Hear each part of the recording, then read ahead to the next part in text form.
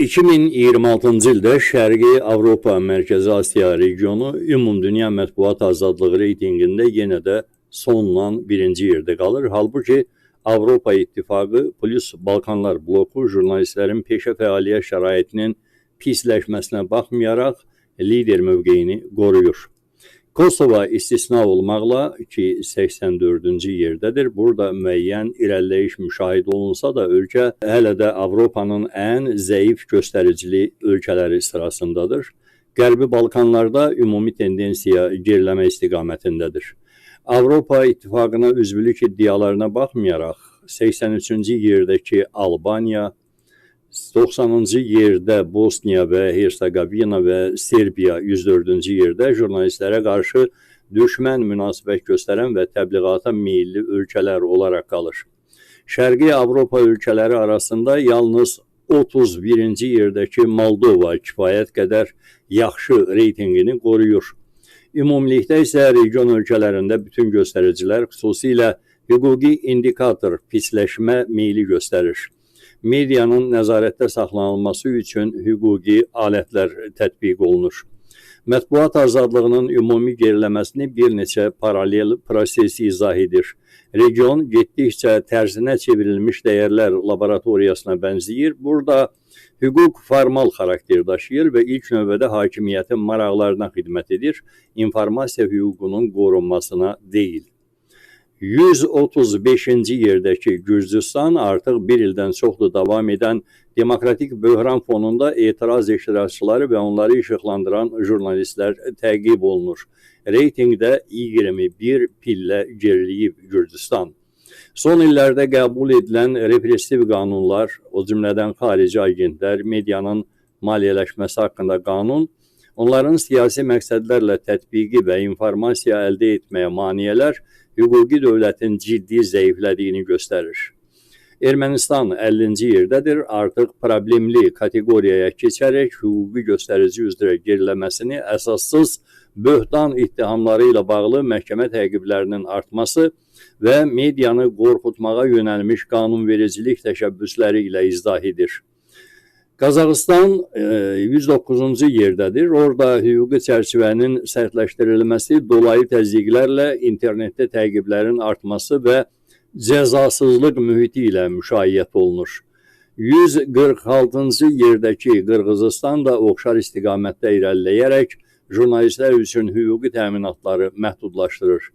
Reytinqin son sıralarında yer alan Belarus 165-ci yer, Azərbaycan 171-ci yer, Rusiya 172-ci yer və Türkmənistan 173-cü yer olmaqla hüquqi kateqoriya üzrə ən aşağı nəticələri göstərir. 100 baldan cəmi 22-32 bal. Belarusda və xüsusilə Rusiyada, hansı ki həbsdə olan jurnalistlərin sayına görə dünyada ikinci, xarici, əsasən Ukraynalı jurnalistlərin həbsinə görə isə birinci yerdədir. Terrorizm və ekstremizmlə mübarizə haqqında qanunlar mütəmadi olaraq jurnalistlərin fəaliyyətinə görə cinayət təqibinə bəhanə kimi istifadə olunur. Bu kontekstdə Ukrayna 55-ci yerdədir və 7 bal yaxşılaşdırıb öz durumunu müəyyən istisna kimi görünür. Rusiya təcavüzünə baxmayaraq reytinqdə mövqeyini yaxşılaşdırıb. Bu müsbət dinamika sahənin fəallığı və bəzi Ukrayna kivlərinin araşdırma jurnalistikası sayəsində ölkədə siyasi həyatın şəffaflığının artmasına töhfə verməsi ilə izah olunur. Avropa İttifaqı qanunvericiliyinin qeyri-bərabər tətbiqi, mətbuat azadlığı və informasiya əldə etmək hüququ 2025-ci ilin avqustunda qüvvəyə minmiş media azadlığı haqqında Avropa Birliyi qaydaları ilə qorunsa da, bir çox üzvünə namizəd ölkələr bu normaları pozur. 14-cü yerdə olan Almaniyada milli təhlükəsizlik qanunvericiliyi jurnalistlərin və onların mənbələrinin qorunması ilə bağlı sərt tələblərə tam cavab vermir. İctimai medianın müstəqilliyinə dair həmin təminatlar Bolqaristanda 71-ci yerdədir, Malta 67-ci yerdə, İtaliya 56-cı yer, Slovakiya 37-ci yer, Fransa 25-ci yer, Litva 15-ci yer və Çexiyada 11-ci yer, qüvvədə olan və ya planlaşdırılan qanunvericiliklə sual altına düşür.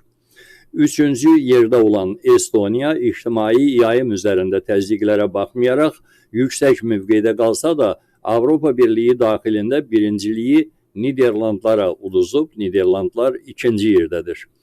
74-cü yerdə olan Macaristanda vəziyyət 6 bal pisləşib, Viktor Orban hökuməti istifaya getməzdən əvvəl Avropa Birliyi qanunlarını tətbiq etməkdən imtina etmiş, suverenliyin müdafiəsi bürosu vasitəsilə jurnalistlərə təzyiq göstərmiş və media tənzimləməsini siyasiləşdirmişdi. 80-ci yerdə olan Kipr və 86-cı yerdə olan Yunanistanla birlikdə bu, Avropa İttifaqı daxilində mediada oliqarxik konsentrasiyanın və jurnalist təhlükəsizliyinə təhdidlərin qarşısını almaqda Avropa qanunvericiliyinin yetərsiz qaldığı 3 ölkədən biridir. Azərbaycanla bağlı hissəyə diqqətinizi xüsusilə cəlb etmək istəyirəm.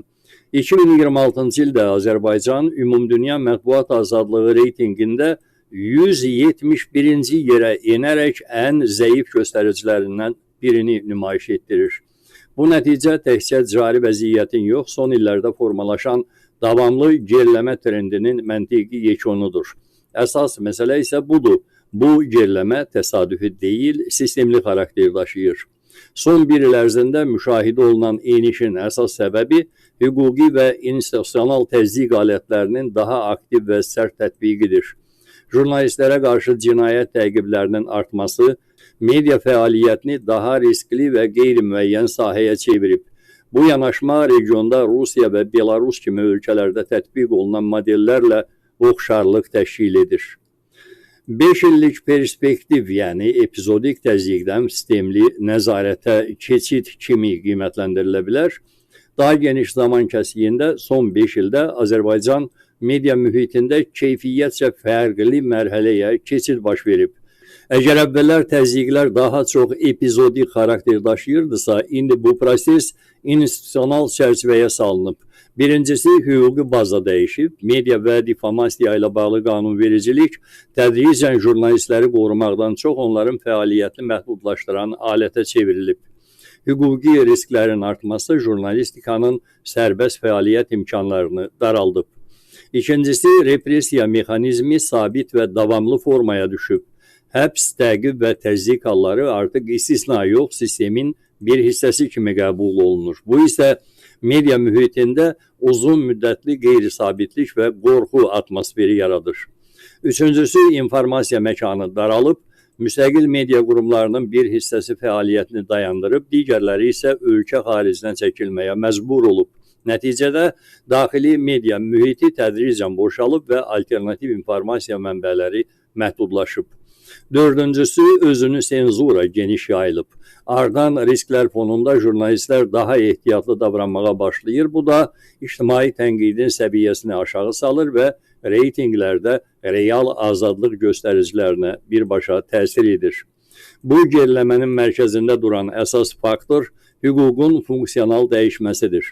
Əgər hüquqi sistem jurnalistləri və informasiya azadlığını qorumaq üçün nəzərdə tutulmalıydısa, mövcud vəziyyətdə o getdikcə daha çox nəzarət və məhdudlaşdırma alətinə çevrilir. Bu isə beynəlxalq reytinqlərdə ən həssas indikatorlardan biri hesab olunur və Azərbaycanın mövqeyinə ciddi təsir edir.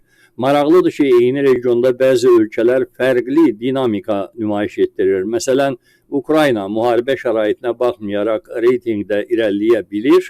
Bu fakt onu göstərir ki, media azadlığının səviyyəsi təkcə təhlükəsizlik mühiti ilə deyil, daha çox siyasi iradə və hüquqi yanaşma ilə müəyyən olunur. Nəticə etibarıyla son 5 ildə Azərbaycanda media mühiti mərhələli şəkildə sıxılıb, son 1 ildə isə bu proses daha da sürətlənib və sərtləşib. Ümumi mənzərəni bir cümlə ilə ifadə etmək mümkündür. Epizodik təzyiqlərdən sistemli nəzarət modelinə keçid baş verib. Bu transformasiya təkcə reytinqlərdəki rəqəmlərlə yox, ölkədə informasiya mühitinin mahiyyəti ilə ölçülür və mövcud dinamika dəyişmədiyi təqdirdə bu tendensiyanın yaxın illərdə də davam edəcəyi ehtimalı yüksəkdir.